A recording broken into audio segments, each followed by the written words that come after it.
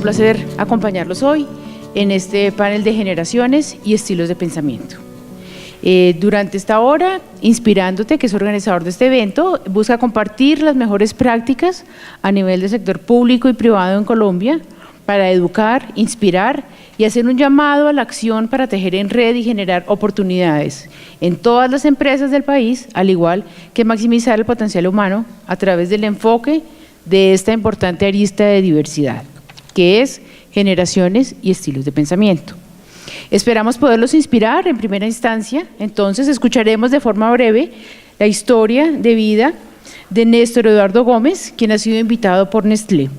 Esta historia ejemplifica una realidad que es clave conocer, enfrentar y gestionar.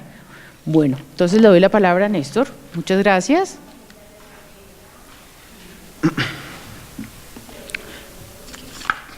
Ok. Bueno, muy buenos días. ¿Qué les comentará? Vengo invitado por parte de Nestlé. Mi nombre es Néstor Gómez, efectivamente. Soy estudiante de Ciencias Políticas de la Universidad Nacional de Colombia. Y he tenido en el transcurso del tiempo una cantidad de proyectos de impacto social, precisamente porque cuando entré a la Universidad Nacional me di cuenta que nací y vivo en el municipio de Soacha, y del municipio de Soacha solo hay, de mi generación, de mi colegio, solo hay una persona que fue admitida a una universidad pública, fui yo. Y decía, ¿por qué las limitaciones o por qué tan pocas personas podemos acceder a la educación superior pública?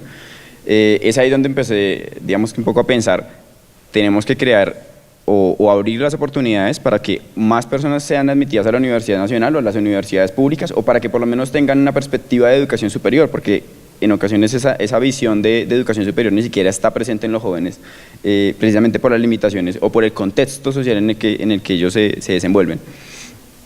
Es ahí donde nace una iniciativa como fue el Preuniversitario Social y de Educación para el Trabajo.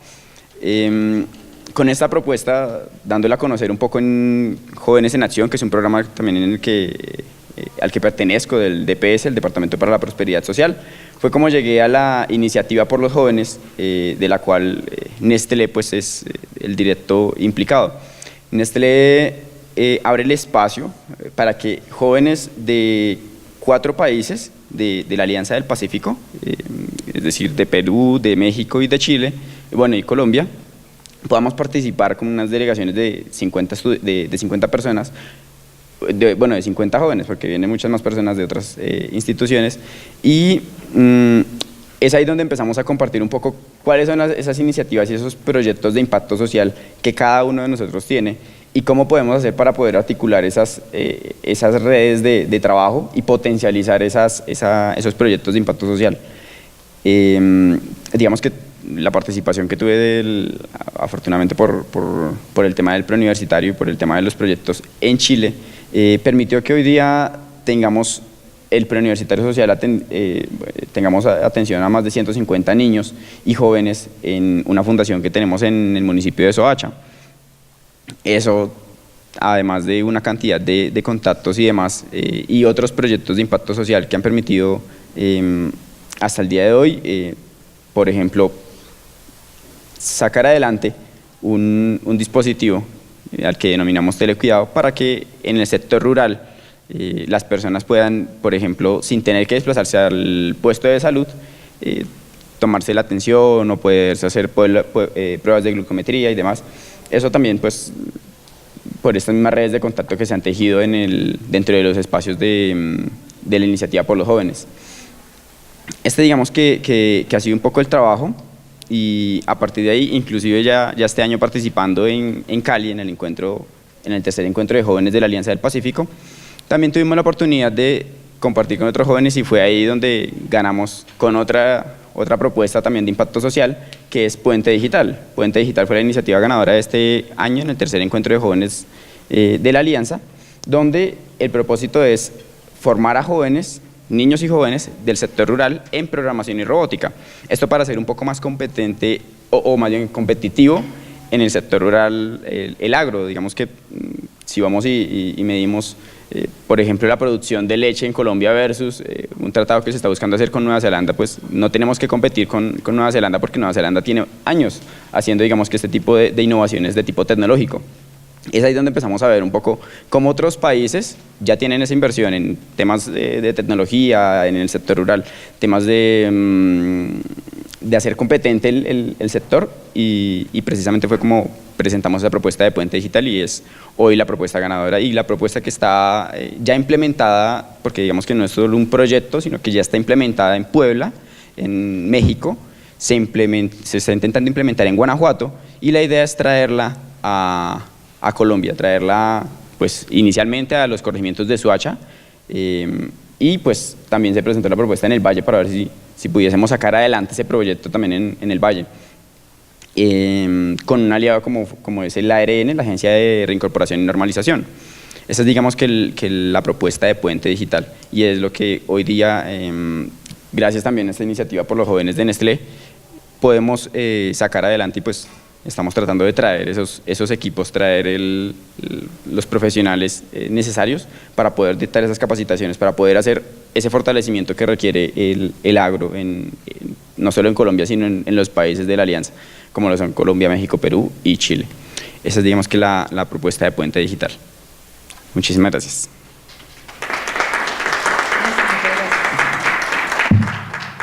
Bueno, muchísimas gracias a Néstor por contarnos su historia y ponerla al servicio de todos nosotros.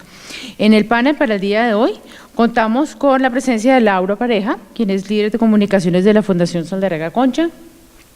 Contamos con Santiago París, es quien trabaja en Sanofi, miembro del comité de DEI, que no sé qué es.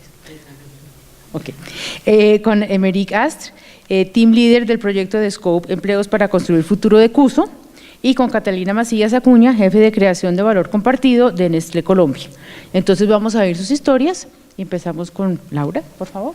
Gracias.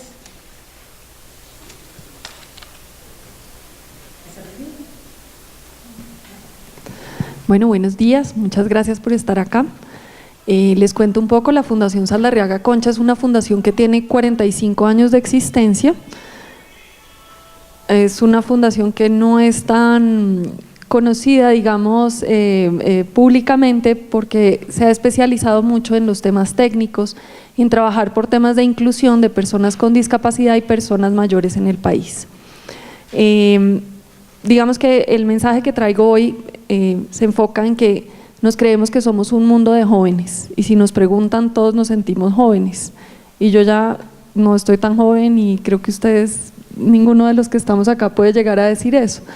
Nos da miedo pensar en la vejez, nos da miedo pensar que vamos a tener 60 años, muchas veces nos quitamos las arruguitas y miramos cómo nos vestimos o cómo aparentamos ser de otra edad, pero para allá vamos todos. Y la forma como envejezcamos, de la forma como pensemos que vamos a envejecer, vamos a ser viejos. Es decir, si creemos que esto va a ser malo, pues será muy malo, pero si envejecemos de una buena manera y nos cuidamos desde el inicio de la vida, las cosas van a cambiar. Vivimos en un mundo viejo y en Colombia no nos hemos dado cuenta y los medios de comunicación no hablan sobre esto. En este momento somos más de 5 millones de personas, estamos esperando cifras del censo que no sé si han visto que han salido mucho y el gran tema es nos estamos envejeciendo. El promedio de edad, digamos la tasa de envejecimiento es de 31 años, cuando hace 10 años era de 25 años. Es decir, cada vez somos una población más vieja. En el 2050 seremos el 23% de la población, más de 14 millones de personas en Colombia serán viejas. Y en el mundo vamos a ser más de 2.000 millones de personas. Nosotros estamos ya en ciertos departamentos del país, tan viejos como son países como Japón o como Estados Unidos, que ya dejaron su tasa demográfica, su bono demográfico. En 2 años, en el 2020, Colombia va a dejar de ser un país joven para convertirse en un país que empieza a envejecer. Y no nos hemos dado cuenta de eso. Digamos, y eso tiene unas grandes implicaciones. Ese sería el primero. Lo otro es que la vejez no es tan mala como parece, ni esto es para escandalizar a todo el mundo. El tema es que si ya somos una sociedad vieja, tenemos que asumirnos como tal. y los jóvenes de ahora tienen que empezar a pensar en esa vejez y en cómo vamos a hacer una sociedad más vieja. Lo primero es que las personas viejas son una economía muy interesante.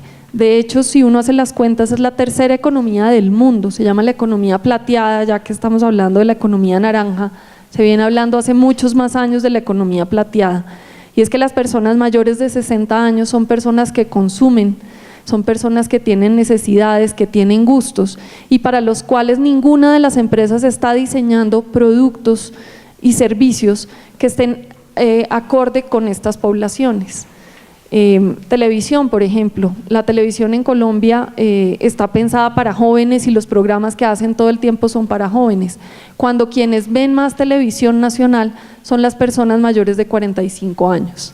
Entonces hay unos desfases un poco en las áreas de mercadeo de pensar quiénes son sus públicos y quiénes son sus consumidores, y cada vez es gente más vieja en la que no estamos pensando. La economía de las personas mayores está solamente por debajo de Estados Unidos y de China. Es la tercera economía del mundo y en Colombia cada día crece más.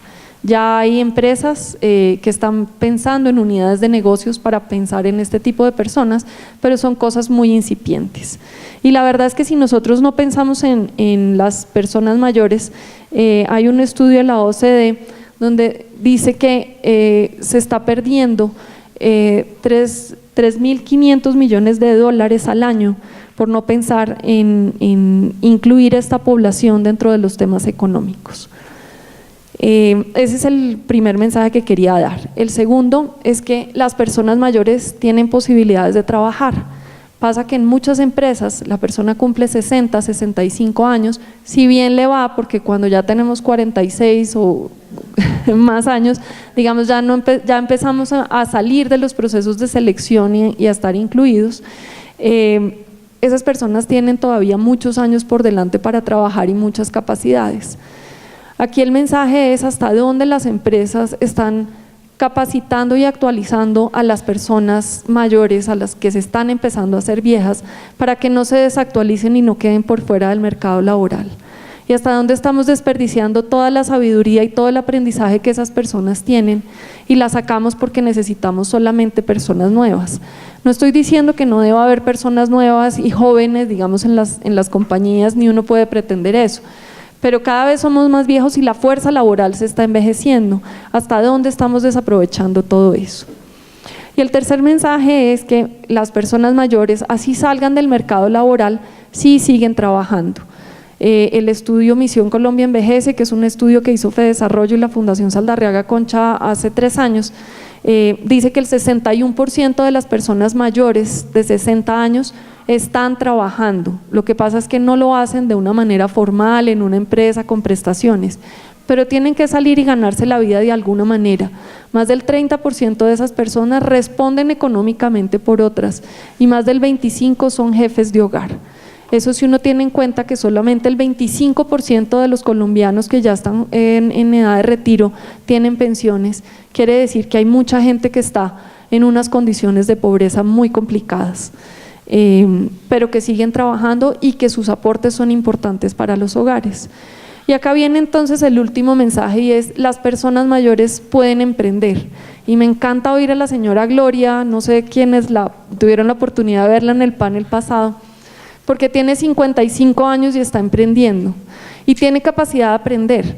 Más del 61% de las personas que se encuestaron en la Misión Colombia Envejece, mayores de 60 años, dijeron que están dispuestas a estudiar y aprender otras cosas. En la Fundación Saldarriaga Concha hemos tenido experiencias donde han salido de primaria y se han graduado personas víctimas de la violencia en Montes de María. Todos los días es más la gente que va al SENA. Toda la gente le encantaría poder estudiar cursos que no pudo hacer en la universidad, que pudiera hacer, que le encantaría poder entrar a la universidad a estudiar después de haber salido, digamos, como de su vida laboral. Y esas personas además han demostrado en estudios de Oxford Economics en Estados Unidos, donde ya los emprendedores mayores de 55 años tienen el mismo número de emprendimientos que los jóvenes entre 20 y 34 años. Quiere decir, cada vez es más la gente vieja, digamos, que está emprendiendo. además con unas tasas de emprendimiento muy interesantes. Por ejemplo,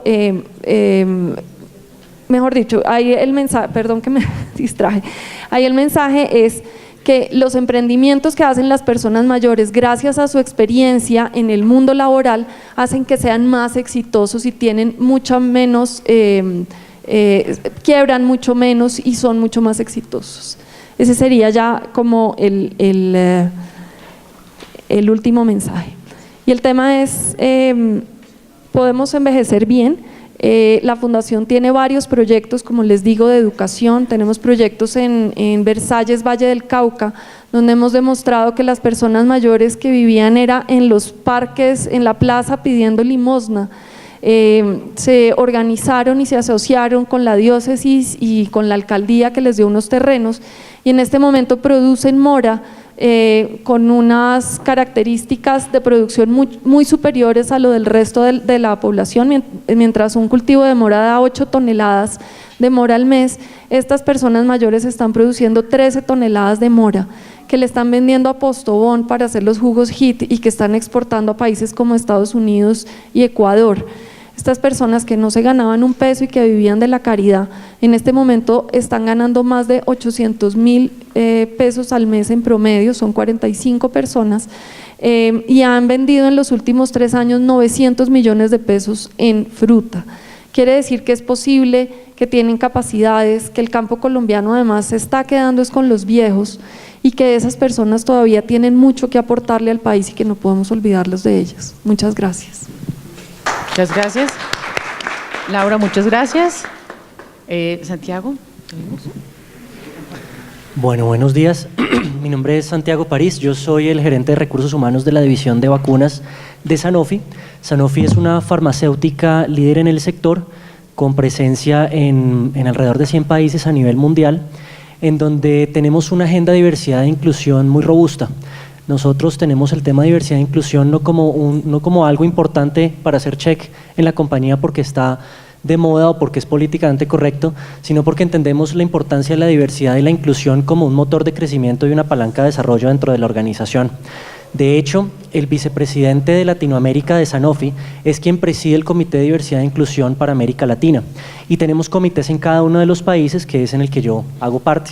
Nosotros tenemos una agenda muy robusta que incluye temas de diversidad de género, de inclusión de personas con discapacidad en nuestra compañía y muchas otras iniciativas, pero hoy queremos venir a contarles acerca de nuestra experiencia en diversidad de pensamiento y liderazgo. Entonces, lo primero que tenemos que entender es que la diversidad de pensamiento implica un respeto y un entendimiento de las personas alrededor de nosotros, y cuando tenemos respeto y entendimiento por las personas podemos tener apertura a otros tipos de diversidad, así que es casi que una de las palancas iniciales que hay en temas de diversidad. Y nosotros entendemos que como compañía tenemos unos retos muy importantes.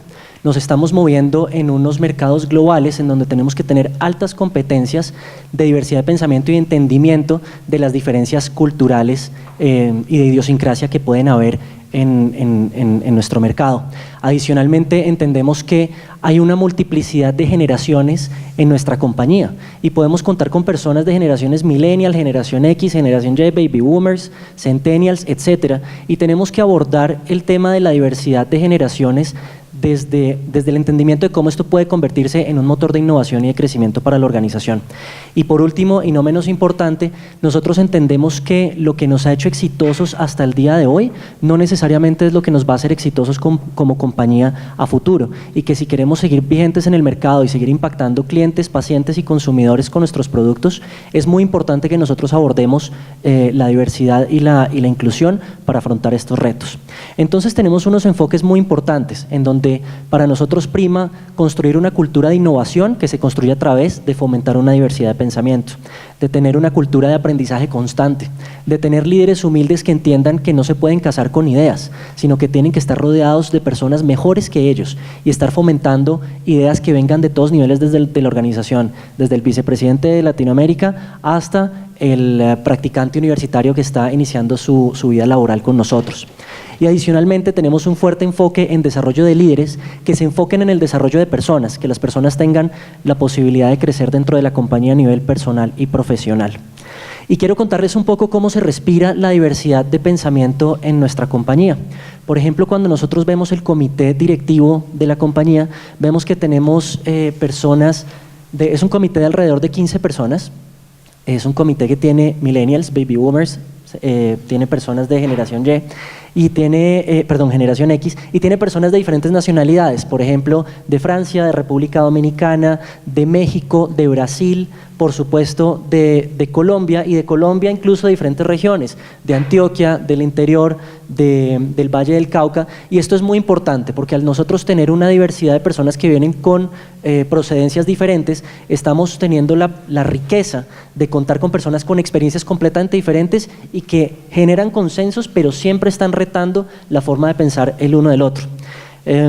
Lo veo también en las generaciones, por ejemplo 51% de nuestra fuerza laboral en plantas de manufactura, en fuerza de ventas y en oficina administrativa son millennials, personas que están entre los 25 y 35 años de edad aproximadamente, pero también contamos con 37% de personas en generación X y ya tenemos incluso 2% de personas centennials, estos nativos digitales que a futuro estarán llamados a liderar la compañía en 20, 30 años y para quienes tenemos que abrir un espacio muy importante.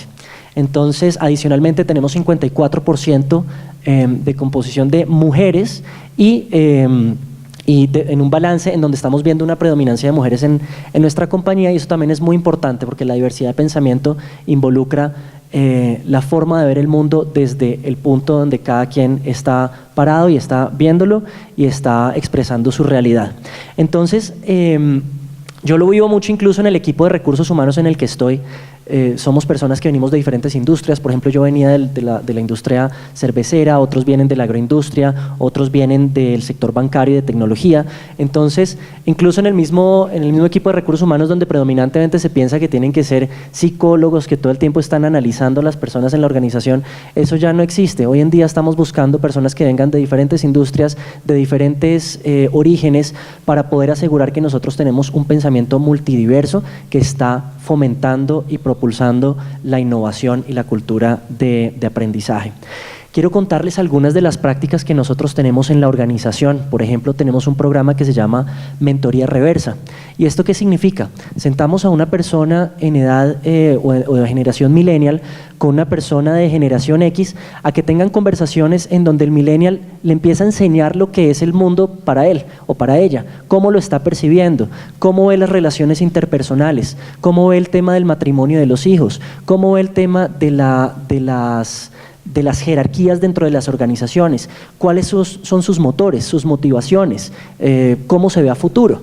Y empieza a contarle todas estas historias a un líder de la organización que está en generación X, para quien el tema de los millennials como que no sabe cómo procesarlo, cómo entenderlo, y empezamos a generar ese entendimiento de generaciones mayores entendiendo a los más jóvenes. Pero sucede también de la otra forma, en donde las generaciones mayores empiezan a contarle a los jóvenes cómo es que llegaron a donde están, por qué ellos son como son, por qué se comportan como se comportan y cuáles son sus visiones de empresa, de planeta, de sociedad, de familia y etcétera.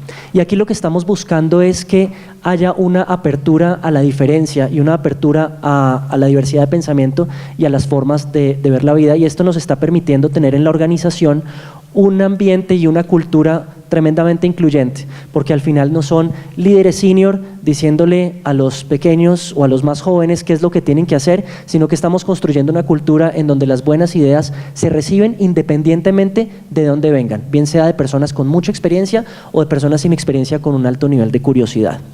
Por otro lado, tenemos un programa de jóvenes generaciones en donde estamos invitando a practicantes universitarios a que desarrollen proyectos innovadores, bien sea de proyectos que ellos definen o proyectos que ya existen en la compañía, y esto con el apoyo de líderes de la organización, en donde el líder está teniendo una apertura de decir, bueno, yo siempre he visto el negocio de esta forma, pero este practicante que está saliendo de la universidad, que apenas está afrontando su primera experiencia, me está enseñando a mí cómo puedo yo pensar de manera disruptiva, fuera de la caja, o incluso pensando en que no hay caja. Entonces estamos nutriendo muchísimo nuestra forma de afrontar el futuro de la compañía a través de esta cultura de inclusión de diversidad de pensamiento y generacional.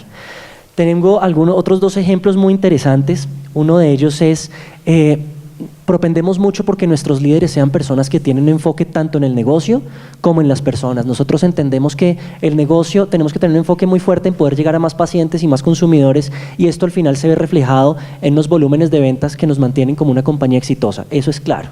Pero también tenemos perfectamente claro que lo que nos garantiza los resultados de negocio de este año no es lo que nos va a garantizar en el futuro. Por tanto, tenemos que tener líderes equipados que desarrollen a las personas, bien sean jóvenes o personas que ya tengan cierta trayectoria, y que los equipen y les enseñen a desarrollarse en las nuevas formas de trabajo, en las nuevas culturas, en las nuevas necesidades del mercado y del negocio, para que puedan triunfar desde cualquier cargo en el que estén y desde cualquier edad en la que se encuentren. Y por último, es algo muy sencillo, pero que tiene un impacto muy importante. Nosotros tenemos unas prácticas de forma de trabajo, y les voy a hablar de dos particularmente. Una es nuestro código de vestimenta. Ustedes me ven hoy con un traje, no vine con corbata porque peleo un poco con la corbata, pero hoy estoy bastante elegante para lo que es un día a día para mí. Yo como gerente de recursos humanos llego un lunes a trabajar con tenis, blue jean, camisa polo y una chaqueta sport. Hasta hace una semana tenía el pelo hasta acá de largo, entonces era como medio rockstar llegando a la oficina. Y nosotros ahí con lo que estamos diciéndole a las personas que trabajan en nuestra compañía es: tú no tienes que tener una personalidad en la calle y otra personalidad con posturas corporativas. Queremos que tú en la oficina seas la misma persona que eres adentro o afuera, porque a nosotros lo que nos importa es que tú en tu singularidad y en tu individualidad puedas venir a trabajar, sentirte cómodo y aportar a la compañía. Lo que nos importa es lo que tienes acá y no el cascarón en el que estás viniendo a trabajar. Entonces tenemos un código de vestimenta que está fomentando la diversidad de pensamiento y que está permitiendo que las personas tengan o muestren su personalidad, y eso es un mensaje muy importante. Y otra práctica muy importante es el horario. Nosotros no tenemos horarios dentro de la compañía, es decir, yo puedo llegar a trabajar a las 7, a las 8, a las 9 y puedo salir a las 4, a las 5, a las 6 o etcétera. Y no se trata de que si llego a las 9 salgo a las 7 o si llego a las 7 entonces salgo a las 4. Realmente el tema es, tenemos unos objetivos de negocio y tenemos unos objetivos en cada rol. Nuestro interés como compañía es que las personas tengan un ambiente en donde puedan venir a contribuir a la compañía, a contribuir a llevar a nuestros medicamentos y nuestros productos a más pacientes y consumidores, sin estar controlando o midiendo cuánto tiempo están detrás de un computador. Entonces tenemos, por ejemplo, mamás que quieren sacar a sus hijos a la ruta del colegio, y para ellas es muy importante estar en ese inicio del día con sus hijos, y pueden llegar a trabajar más tarde, no hay problema, porque lo que nosotros estamos es mandando un mensaje de confianza. Nosotros confiamos en nuestros colaboradores, en su desempeño, más allá del tiempo que pasan detrás de un escritorio.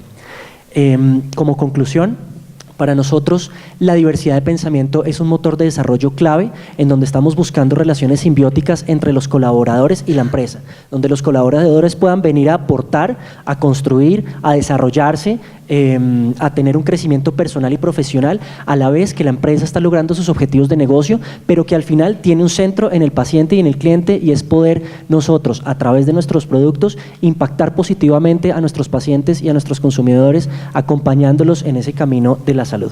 Muchas gracias. Bueno, Santiago, muchísimas gracias. Ahora Emeric nos va a contar un poco sobre su experiencia. Buenos días a todos.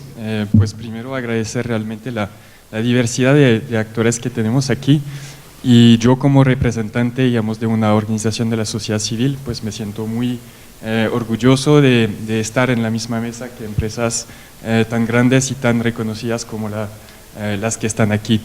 Yo les digo eso porque pues nosotros somos una ONG internacional canadiense que lleva varios años trabajando en Colombia. De manera general trabajamos en 22 países y nuestro objetivo es triple. Uno pues es trabajar para el empoderamiento y la generación de oportunidades para las mujeres y niñas. El segundo es trabajar con voluntarios, es decir, propiciar un intercambio entre países que decimos del norte o países desarrollados, la palabra no me gusta pero es así, y países menos desarrollados, donde mandamos voluntarios muy altamente calificados a apoyar instituciones de países en vía de desarrollo para que elaboren estas organizaciones. Y el tercero, y estoy aquí para hablarle de este tercero, es de trabajar en la generación de oportunidades económicas para poblaciones vulnerables. En Colombia, pues llegamos aquí en el 2012 y en el 2014 empieza un proyecto con el apoyo del gobierno de Canadá, que es un proyecto de empleabilidad. Por decirlo así, y yo no soy economista, un proyecto de empleabilidad, pues su objetivo principal es generar oportunidades económicas. ¿Cómo vemos eso? Y teniendo en cuenta el contexto de Colombia, pues nosotros trabajamos bajo dos modalidades. Una es generar oportunidades de empleos formales dentro del sector formal, y otra, teniendo en cuenta la realidad de Colombia, es trabajar a través de microemprendimiento en algunas ciudades donde el sector privado es bastante débil. El segundo elemento es que este proyecto de empleabilidad está enfocado a poblaciones vulnerables. Vulnerables en todos los sentidos, pero en particular a mujeres, a víctimas del conflicto y a jóvenes. Entonces esos son nuestros beneficiarios y son las personas para las cuales trabajamos.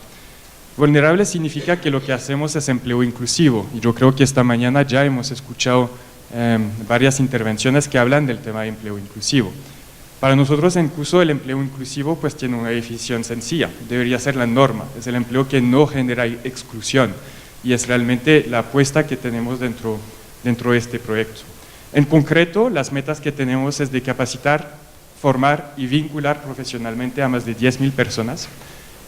Es un proyecto que lleva ya casi 4 años de implementación, que ha sido financiado en su gran mayoría por el gobierno de Canadá con una suma de $15 millones y una contrapartida del DPS que trabaja también en los temas de empleos y de formación con una contribución de $5 millones. Para un proyecto de cooperación como el nuestro, $20 millones es una meta ambiciosa, 10.000 personas es una meta ambiciosa, y es la posibilidad de cambiar la vida de 10.000 personas que de otra manera posiblemente no tendría oportunidades en el mercado laboral. En este sentido, pues lo que detectamos es que nuestro trabajo se debería enfocar, digamos, a 3 elementos, y yo le voy a hablar, digamos, un poco de cocina siendo francés.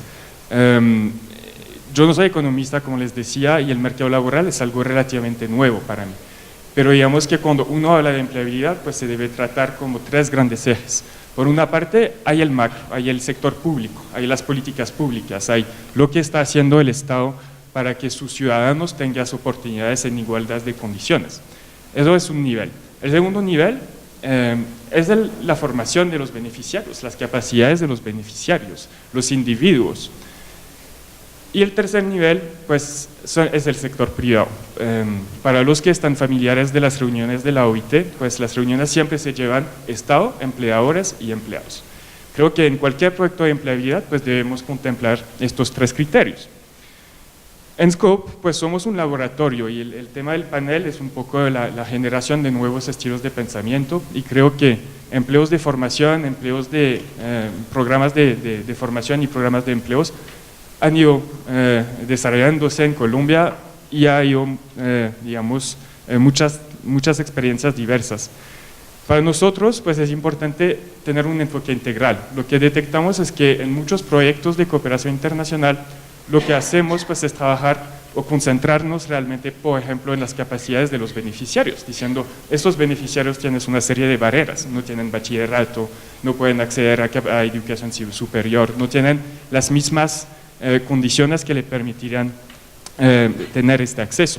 Y está bien, y es necesario, y nosotros trabajamos en la capacitación de nuestros beneficiarios para que puedan conseguir un empleo.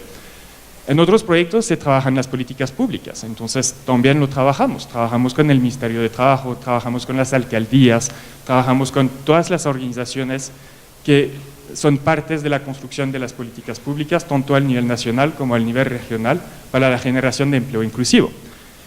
Pero el punto débil en muchos de estos proyectos es el conocimiento del sector privado, y siendo aquí en un evento donde tenemos tanta presencia del sector privado, pues les quiero decir que nuestro aprendizaje dentro de Scope es que un proyecto de empleabilidad no puede partir únicamente del beneficiario o únicamente de un contexto político, debe partir de las necesidades del sector privado. Eso puede ser algo muy general y algo muy obvio para muchos de nosotros, pero es algo que en proyectos de cooperación nunca se ha hecho. Yo les cuento que siempre en toda mi vida he trabajado en proyectos de cooperación, nunca en mi vida yo había podido trabajar con el sector privado de manera tan cerca. Hay una idea falsa que cuando trabajamos lo social no podemos trabajar lo privado. Yo creo que eso es falso y digamos que nuestra apuesta dentro del proyecto que manejamos es que si no partimos de las necesidades de formación, las necesidades de empleo, de las vacantes de las empresas, no podemos generar oportunidades de empleo. A partir de eso y a partir de nuestra experiencia hemos decidido que había que apostarle no solamente a los beneficiarios, pero también a la capacitación de las empresas. Hemos desarrollado una serie de herramientas para trabajar directamente con estas empresas y capacitarlas. Nosotros trabajamos tanto con empresas inmensas y digamos que dentro de este foro hay algunas empresas con las cuales hemos trabajado temas de sensibilización y de capacitación. Trabajamos con empresas medianas, empresas pequeñas, todo tipo de empresas. ¿Cómo lo hacemos? Tenemos una serie de herramientas para trabajar con las empresas que hemos probado, desarrollado, que han evolucionado a medida que evolucionaba el proyecto y que son herramientas sencillas.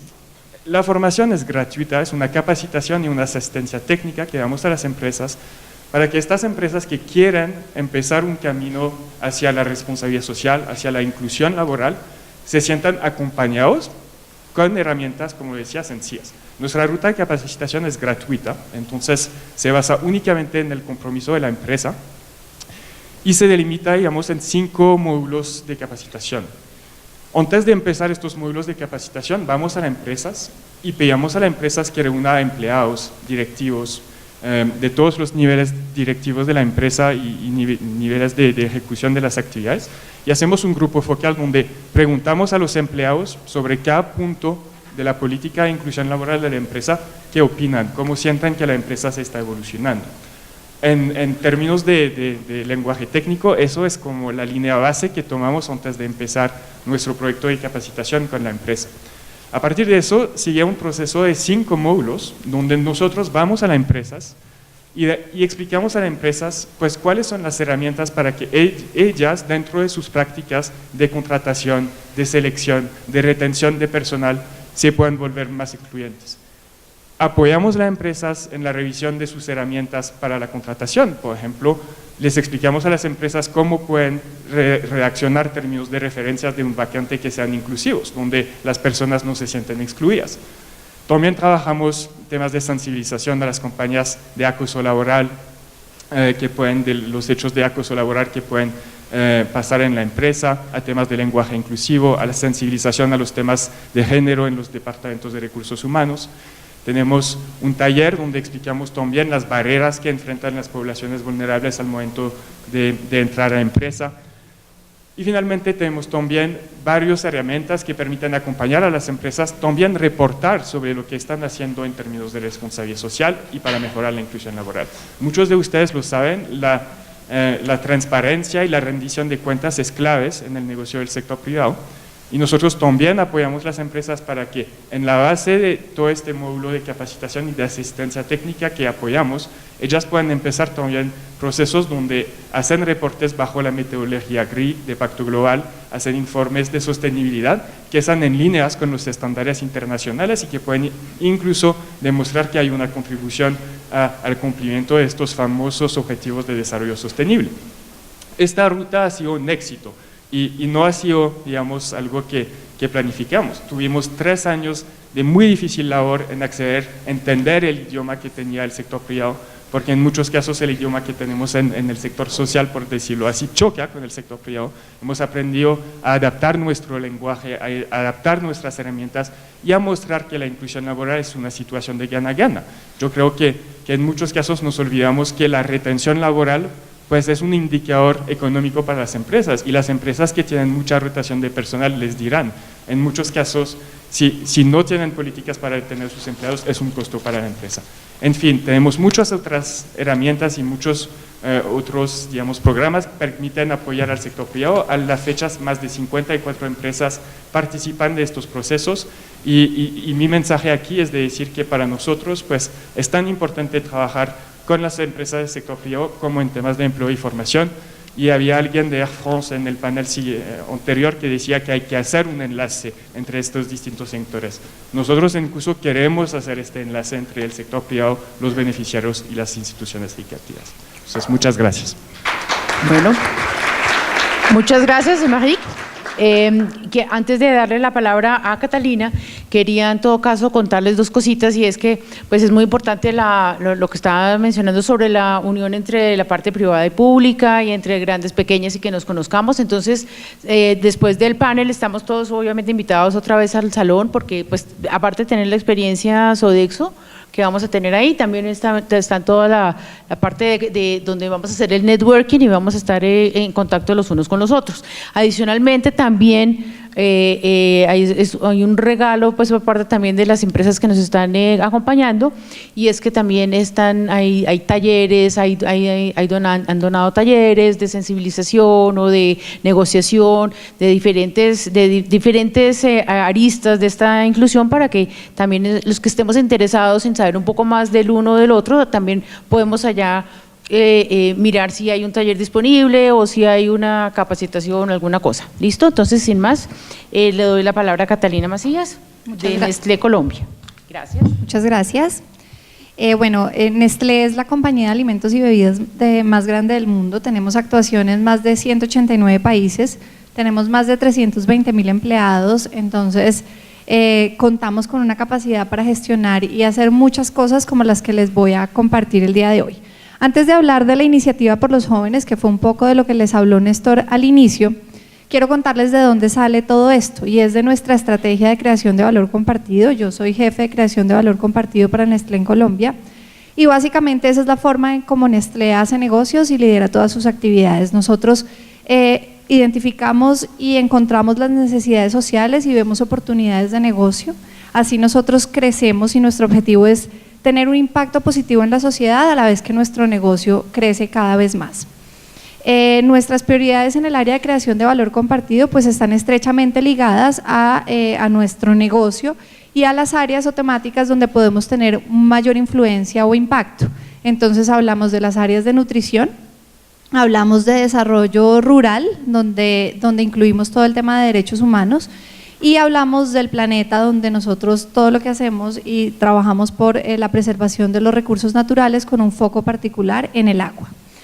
Esto se une en nuestra estrategia de valor compartido, por supuesto surge del propósito que Nestlé tiene como compañía, que es mejorar la calidad de vida y contribuir a un futuro saludable, y de allí surgen todas las estrategias que tenemos en el área de creación de valor compartido. Les voy a hablar de la iniciativa por los jóvenes. Esta es una iniciativa creada en 2013 en Europa, en un contexto donde la tasa de desempleo juvenil llegó a sus límites máximos. Era casi que una situación social bastante crítica en Europa, nada diferente a lo que vivimos actualmente en América Latina, inclusive en Colombia, o particularmente en Colombia. Esta iniciativa es lanzada en noviembre de 2013 en Europa, y en 2015 es desplegada en todos los países de Américas, incluido por supuesto nuestro país. En 2016 llega la iniciativa a África, convirtiéndose en una iniciativa global de Nestlé. En todos los países donde Nestlé tiene actuación está implementando la iniciativa por los jóvenes. En junio de este año, y les voy a hablar un poquito más adelante, tuvimos un hito para nuestra iniciativa en el país. Tuvimos el tercer encuentro de jóvenes de la Alianza del Pacífico, y ya les voy a contar de qué se trata. ¿Cuál es el contexto en el cual estamos nosotros gestionando esta iniciativa? Hay casi 40 millones de jóvenes que entran anualmente a la fuerza laboral. Se dice o se ha identificado que hay cerca de 73 millones de jóvenes en el mundo que están buscando trabajo. En Latinoamérica tenemos 9.9 millones de jóvenes que están buscando empleo. ¿Han oído hablar ustedes de los ninis? Esos jóvenes que ni estudian ni trabajan. Esa es una población que es bastante alta. En América Latina se determina que 1 de cada 5 jóvenes está en esa situación. No está ni estudiando ni está trabajando. En Colombia tenemos la tasa de desempleo juvenil más alta de América Latina, llegando a 19.6%. Bajo este contexto, nosotros como compañía estamos determinados a ayudar a los jóvenes a desarrollar, y cuando hablamos de jóvenes, porque siempre nos preguntan, ¿para ustedes jóvenes están entre qué edades? Para nosotros jóvenes son de 18 a 30 años, es un margen bastante amplio. Estamos determinados a ayudar a que los jóvenes desarrollen las habilidades necesarias para poder encontrar un empleo o las habilidades que necesiten para crear su propio negocio.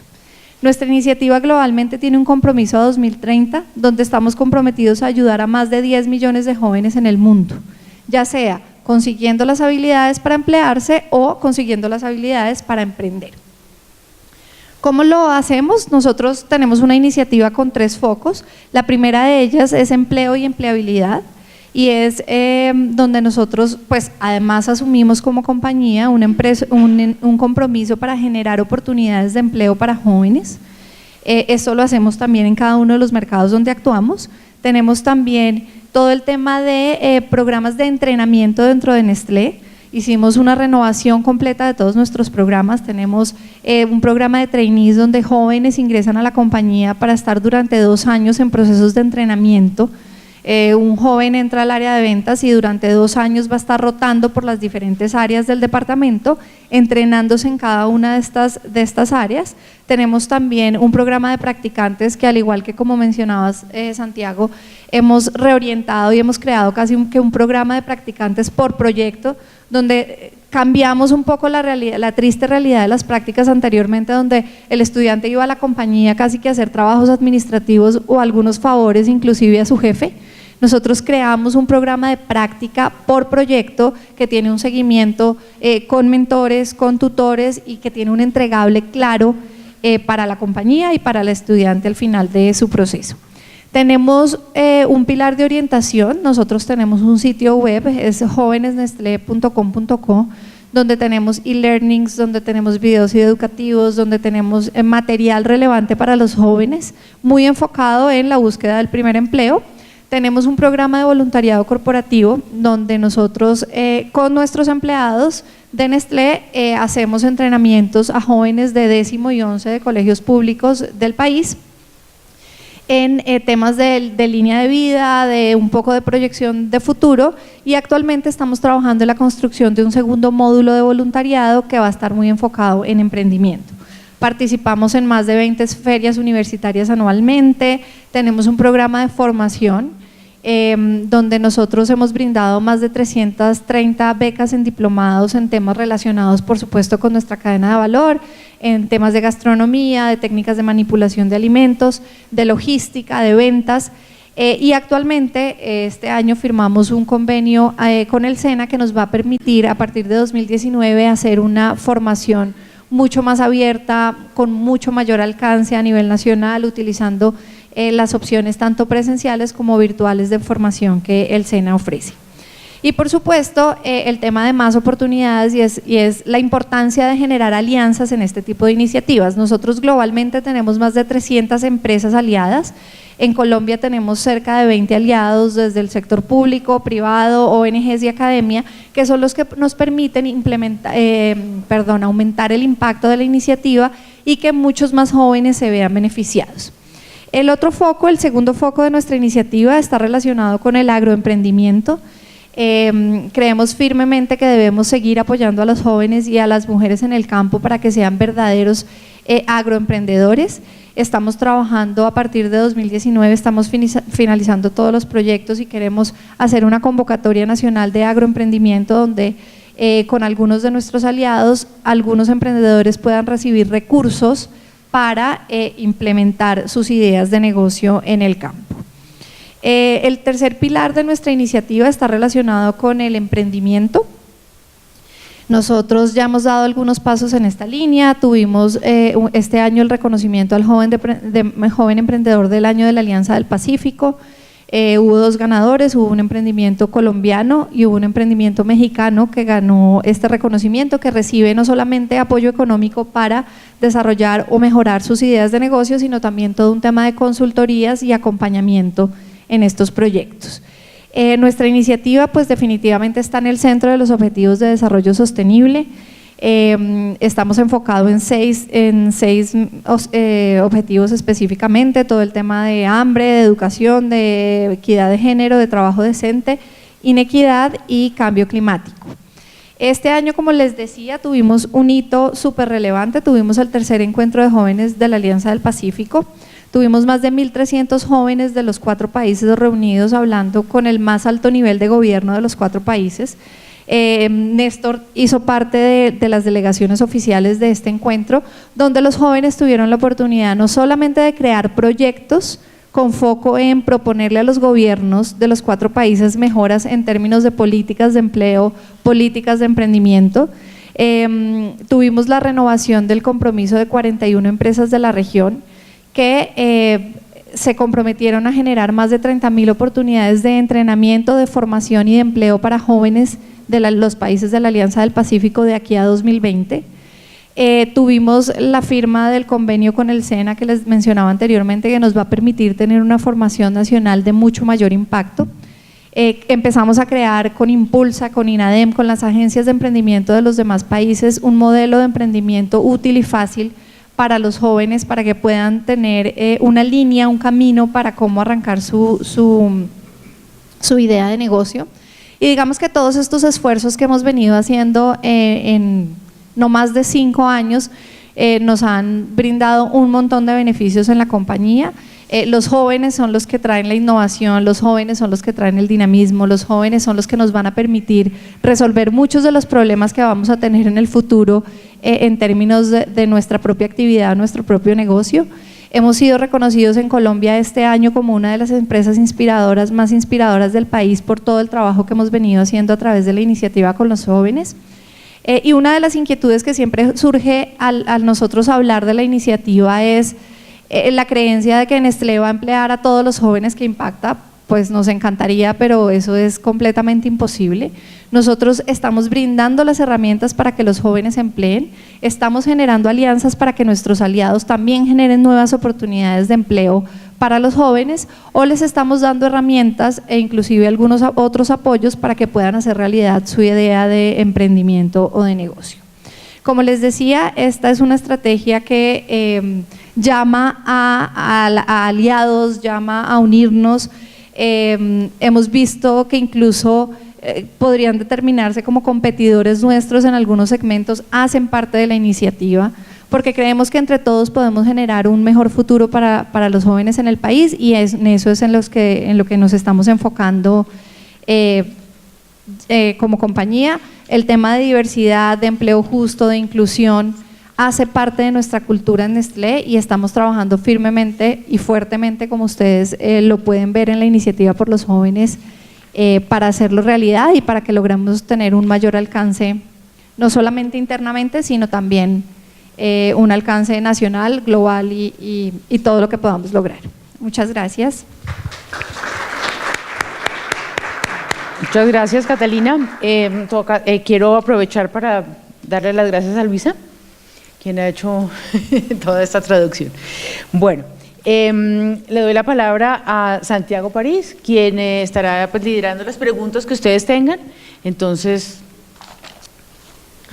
bueno, quiero hacer un paneo muy sencillo de lo que hemos hecho. Creo que esta ha sido una mesa muy diversa, en donde hemos hablado de 4 temas que involucran la diversidad de generaciones y diversidad de pensamiento desde diferentes aristas, desde plantear un panorama de cómo está Colombia hoy en día en términos de datos etarios, y cómo las generaciones mayores todavía están teniendo una importancia muy grande en el emprendimiento y en la inclusión laboral. Cómo hemos hablado de prácticas de inclusión y diversidad de pensamiento como motores de innovación y desarrollo en la empresa, cómo entender la inclusión laboral desde las necesidades de las empresas y cómo sensibilizar a las empresas en sus procesos de inclusión y diversidad. Y, por supuesto, cómo podemos generar valor compartido en donde está el beneficio de la empresa sin dejar de lado esa relación gana-gana con el empleado, con las comunidades y con el medio ambiente. Entonces, habiendo dicho esto y sintiéndome muy privilegiado de haber compartido con ustedes este panel, quiero abrir a preguntas del público. Muy buenos días, mi nombre es René Bermúdez Amaya, vengo en representación de la firma Senda Inclusiva, que nos dedicamos a fortalecer y ser un medio de colaboración para temas de emprendimiento inclusivo y para temas de innovación social. Mi pregunta para el panel en este foro es, desde el ejercicio de la innovación, desde el ejercicio del empoderamiento, todo lo que tiene que ver con sostenibilidad, con el desarrollo sustentable que han mencionado en sus intervenciones, ¿qué están haciendo para participar con la educación superior desde lo tecnológico, lo técnico o lo profesional en los ejercicios de valor compartido o de pensamiento estratégico? La pregunta surge porque para el desarrollo del emprendimiento y de la innovación hemos encontrado que las universidades tienen dificultad en acercarse al sector privado. ¿Por qué razón? Porque hay que firmar unos convenios, hay que firmar una serie de alianzas y la continuidad de esos practicantes y de esos nuevos profesionales que Santiago y Catalina habían mencionado, pues requieren de una continuidad y muchas veces eso queda en una sola oportunidad para el practicante, para el nuevo profesional, y eso no se lleva más allá como al tema de, por ejemplo, la investigación o la aplicación de esa oportunidad que tiene el sector educativo. Entonces, esa es la pregunta. Muchas gracias. Bueno, ¿alguien del panel quiere responder? Ok, bueno. Nosotros, por ejemplo, en Sanofi, dentro del proyecto de prácticas, para nosotros el proyecto de prácticas no es solamente la oportunidad de que un estudiante pueda venir a tener un espacio para tener su primer acercamiento al mercado laboral. Para nosotros traer talento de las universidades es cómo nosotros estamos generando el escenario de formación para asegurar que estas personas entren a la compañía y sean llamados a liderar la compañía en el futuro. Entonces, por ejemplo, dentro de nuestro programa de prácticas, ahorita tenemos un ejemplo muy bonito de una persona que quería entrar a marketing dentro de la compañía y entró a desarrollar un proyecto y se fue apasionando con el proyecto, y después de pasado un año con la empresa en su práctica profesional, se vinculó en el equipo de fuerza de ventas y es una persona que hoy en día está trabajando con el equipo de enfermedades de alto costo, en donde se enfocan mucho en encontrar soluciones o encontrar pacientes de enfermedades huérfanas que quizás no tienen tanto apoyo del sistema de salud para poder brindarles ese acompañamiento desde la empresa, y él está trabajando particularmente en eso como parte del equipo de fuerza de ventas, y eso se logró desde algo muy sencillo, y es cómo nosotros como compañía estamos vinculándonos con las universidades para generar estos espacios en donde las universidades se acerquen a nosotros y nosotros nos acerquemos a las universidades, nos demos a conocer ante los estudiantes y conozcan que este es un espacio en donde ellos pueden venir no solamente a formarse dentro de una práctica profesional, sino que además les estamos abriendo campo para que puedan quedarse y puedan continuar contribuyendo para la compañía. Adicional a lo que menciona Santiago, que es algo muy similar a lo que sucede en Nestlé, otro de los objetivos, o tal vez el objetivo principal, como les mencioné, de la iniciativa por los jóvenes, es el poder de articulación de diferentes actores que esto ha generado. Nosotros hemos logrado tener espacios de diálogo abierto entre jóvenes, academia, empresarios, los diferentes actores. Esto es lo que sucede casi que en todos los encuentros anuales que hacemos, y es ver a jóvenes retando un poco a la academia o retando al gobierno o retando a la empresa desde su realidad, y se da, digamos, entre los diferentes actores, pero eso que tú mencionas es uno de los aspectos más relevantes, y es cómo logramos la articulación entre los diferentes actores para que realmente esto genere un resultado al final, para que no se quede en una práctica que termina o para que no se quede en un gran evento que no concluye nada. Esto se generan planes de acción, se generan proyectos, se generan compromisos, pero la capacidad de articular a los diferentes actores es el factor clave y es el factor crítico de éxito de la iniciativa por los jóvenes. ¿Sí? Buenos días, mi nombre es Carlos Largacha Martínez, de la Red de Gerencia Humanista. Tengo dos preguntas. Qué pena que no sé cómo pronunciar. Doctor Astre, entonces, si trabajan la iniciativa en Urabá, en una empresa que estamos ayudando, ¿y cómo sería?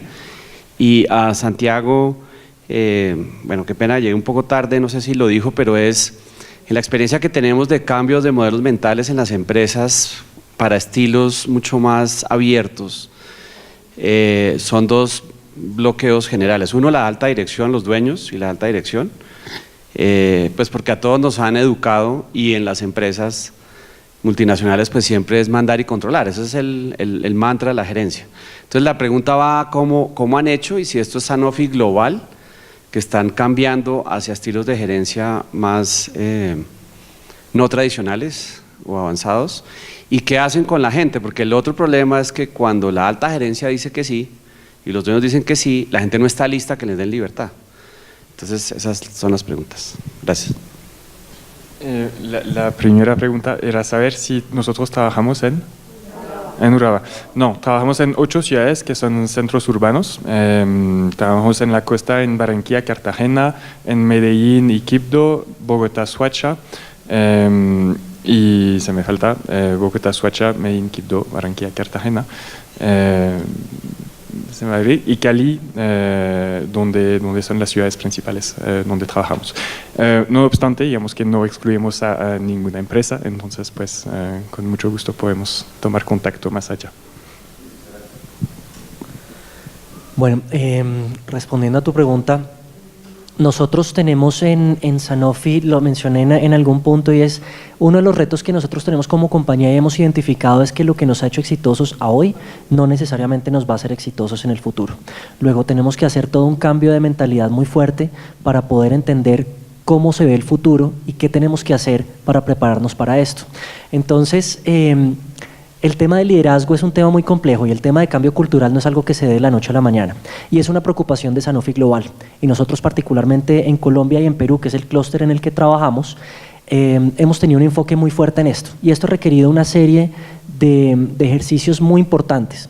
Parte de ello ha sido incluso hacer renovaciones en ciertos perfiles de la organización, cómo traemos a personas como mencionaba anteriormente, de diferentes orígenes, de diferentes industrias, de diferentes profesiones, personas que tengan otro tipo de experiencias, porque nosotros no podemos quedarnos con la misma experiencia de siempre queriendo hacer cosas diferentes, necesitamos generar esa diversidad. Entonces ha sido un trabajo muy importante en donde el cambio en muchos líderes y el empezar a tener un enfoque en desarrollo de líderes que tengan las herramientas necesarias para generar esos espacios de discusión y de apertura y de humildad de entender que ellos no tienen la última palabra y que la innovación se puede crear desde incluso un practicante, ha sido un trabajo muy fuerte que venimos haciendo desde hace varios años. Por otro lado, tenemos una herramienta que es nuestra encuesta anual de ambiente laboral, que muchas veces esto se convierte como en una práctica rutinaria de las empresas, pero para nosotros no es una práctica rutinaria.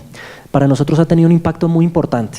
Cuando hacemos estas encuestas de ambiente laboral en donde se evalúan aproximadamente 13 categorías a nivel mundial, entendemos cuál es la necesidad de cada región, de cada país, puede ser de Asia o puede ser de América Latina, y entendemos particularmente qué es lo que sucede en Colombia, y además entramos a entender qué es lo que pasa en finanzas versus recursos humanos versus consumo versus vacunas.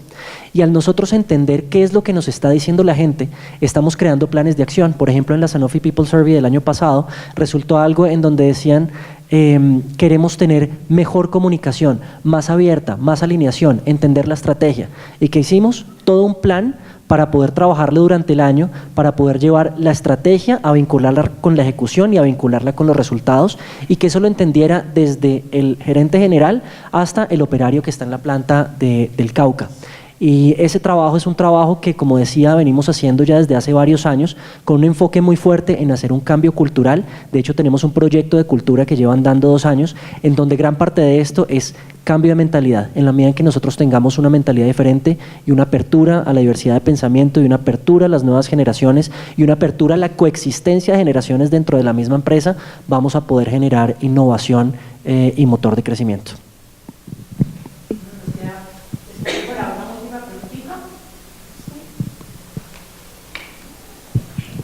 Hola, alguno de los panelistas hablaba sobre los nini y yo he escuchado como los ni. Creo que el contexto de conflicto en el país también ha generado que hayan jóvenes que ni estudian ni trabajan, pero no les interesa emplearse porque el empleo no se ha convertido en un asunto aspiracional, teniendo en cuenta las lógicas de conflicto en algunas comunas. Yo vengo de Medellín, Yo trabajo en una caja de compensación de Antioquia, trabajamos de la mano de CUSO International. Ahorita nos compartimos tarjetas porque nosotros sí tenemos cobertura en Urabá, y un poco lo que ha venido haciendo CUSO es enseñándonos y transfiriéndonos conocimientos en temas de inclusión y diversidad para nosotros, digamos que a las empresas afiliadas y no, poderlas también acompañar y generar capacidad instalada. Pero planteaba el tema del conflicto en algunos sitios marginales del país, porque para algunos jóvenes es mucho más aspiracional ingresar al mercado de la ilegalidad, donde los salarios son más altos, la vida es más corta, pero digamos que programas como los que ha lanzado el gobierno nacional de primeros empleos para los jóvenes nos han mostrado que la sensación es como si esos empleos que se están dirigiendo hacia ellos no fueran muy llamativos, porque las lógicas de conflicto, la herencia que nos ha dejado las mafias, los cárteles, las drogas y un montón de lógicas propias del país hacen que el sector privado tenga muchas más dificultades para fidelizar a los jóvenes, ¿cierto? A mí no me gusta mucho la palabra reclutar ni retener, me gusta más fidelizar, y siento que el sector privado, en aras de generar procesos de articulación, tiene unos retos bien interesantes con las lógicas de país. Aquí estamos compitiendo contra la ilegalidad, y competir con ellos con salarios tan altos, donde aparentemente, entre comillas, lo fácil se está convirtiendo en un asunto aspiracional para muchos jóvenes que hacen parte como de esas poblaciones que, entre comillas, denominamos vulnerables. La pregunta concreta con este contexto es: ¿cómo se ha pensado generar esos procesos de articulación para sacar a esos jóvenes de la ilegalidad y vincularlos a procesos de empleos formales donde para algunos no son llamativos? Muchas gracias. Gracias por tocar ese punto, porque se me pasó decirlo durante la intervención, y es en esa realidad de país, nosotros en Colombia establecimos el compromiso de que al menos el 50% de los jóvenes que beneficiemos con la iniciativa sean víctimas del conflicto, desde cualquier perspectiva, pero que hayan sido afectados por el conflicto, porque esa es una realidad que nosotros no podemos desconocer. Y vuelve el tema de los aliados y de la importancia de generar redes y de la importancia de articularnos con quienes debamos hacerlo. Unos de los principales aliados que nosotros tenemos en Colombia son la ARN, el DPS, Colombia Joven, un montón de entidades de gobierno y otras ONGs que nos permiten llegar a esa realidad, porque realmente nosotros como compañía del sector privado no lo podemos hacer tan fácilmente. Entonces la posibilidad de trabajar con estos actores nos ha permitido que por lo menos 10 o 15 jóvenes que participaron en la Alianza del Pacífico y que tuvieron la oportunidad de interactuar con el gobierno nacional fueran de la ARN, fueran víctimas del conflicto y pudieran contribuir con una visión diferente probablemente a la de otro tipo de población, a construir y aportar para las soluciones que se están planteando dentro de la iniciativa.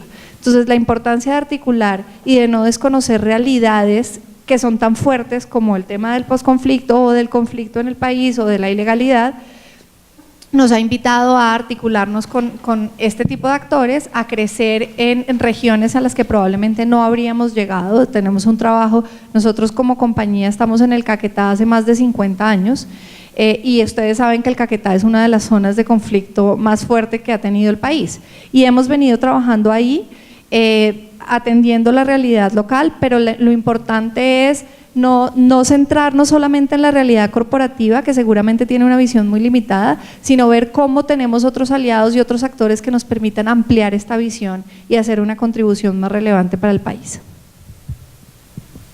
Pues yo me agregaría solamente un pequeño comentario sobre los ni. Yo creo que es algo que escuchamos en algunas partes, etcétera. Yo diría que ni quieren trabajar, ni quieren estudiar, pero ni quieren trabajar como siempre se le ha planteado. Yo creo que el tema de diferencias generacionales, generacionales, pues es bastante importante, y yo creo que en muchos casos pues es jóvenes que se definen, o que nosotros más bien definimos como los ni, pues realmente son jóvenes a quien les falta un proyecto de vida, a quien les falta las herramientas para autoemprender, para generar, digamos, un espacio donde ellos se sienten cómodos. Nosotros, digamos, una de las cosas que hemos aprendido a través de nuestro proyecto es que para muchas empresas privadas no importa tanto la capacitación técnica, y cuando hablamos con los grandes grupos nos dicen, bueno, no se preocupen, o sea, nosotros lo técnico lo hacemos nosotros, lo que necesitamos son jóvenes con proyecto de vida, con capacidad de comunicación asertiva, con capacidad de manejar autoridad, con capacidad de integrarse dentro de un entorno laboral que nunca han tenido la oportunidad de conocerla. No es por falta de voluntad, a veces es solamente explicarles cuál es la vía y cuáles, digamos, estas competencias blandas que el mundo empresarial requiere. Y el segundo comentario sería sobre el tema de la informalidad. Yo creo que, como lo decía, no podemos desconocer la realidad económica del país, y por todo bueno que son las políticas públicas del gobierno o las políticas de las empresas para mejorar la formalidad laboral, tenemos que tener en cuenta que la realidad es así y que en muchas ciudades pues realmente la presencia del sector privado es muy débil. Nosotros en Quibdó y Buenaventura pues realmente queríamos hacer empleo formal, queríamos realmente trabajar con jóvenes y mujeres y víctimas para que ellos consigan un empleo formal. No hay sector privado, no hay oportunidades como lo suficiente para que estos jóvenes se vinculen al sector formal. Entonces tenemos la oportunidad de decir, pues trabajamos el microemprendimiento, así sea en la informalidad, pues incentivamos, mostramos los incentivos que existen en el sector formal de tener protección social, de tener estabilidad laboral, capacidad de construir un proyecto de vida, de no vivir del diario, etcétera. Incentivamos, pero obviamente pues no tenemos ni la potencia ni la capacidad de cambiar a toda una economía de todo un territorio. Entonces yo creo que lo que hay que hacer y lo que hacemos también es pensar pues cuáles son estos incentivos que debemos generar para que el empleo formal sea atractivo. Es cierto que con el nivel de salario mínimo, y es algo que estamos estudiando, documentando académicamente, que el nivel de salario mínimo pues no es lo suficientemente alto como para generar, en algunos casos, no generalizo, pero para incentivar a una persona que trabaja en la informalidad, sin horario, sin jefe, etcétera, y que gana 800,000 pesos igual. Entonces yo creo que realmente hay ahí todo un debate también de decir cuáles son estas normas que necesitamos para incentivar el empleo formal. Gracias. Bueno, muchísimas gracias a los panelistas, muchísimas gracias a las traducciones, muchísimas gracias a ustedes, y los invitamos entonces a pasar otra vez al salón principal. Muchas gracias.